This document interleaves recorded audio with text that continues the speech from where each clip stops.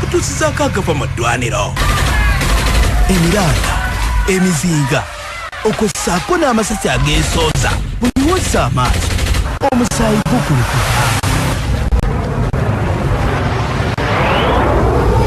Tubaniriza nnyo ku 89 tubadde tubulanganye nga Roki wano yaliwo naye tubako n'ebyala bye tukola. Manya abantu basinga balowooza tuba ku radio oka.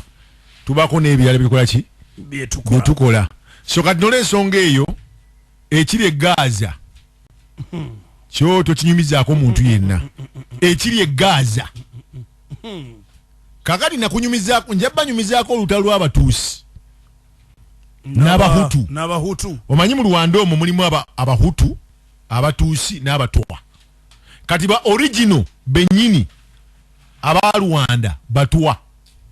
Nga bw'olaba India, manya bw'olaba America, ba indigenous abakasangwawo be ba Red Indians. Ne kati balinyanga ati 2%. Kigenda kikyuka.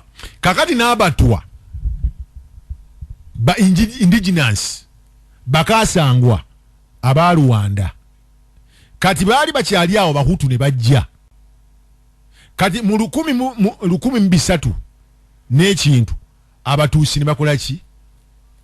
Abatuusi ne bayingira awo ne kikyuka. Kakati abatuusi balina enjawulo ntono nnyo kubali kuba hutu.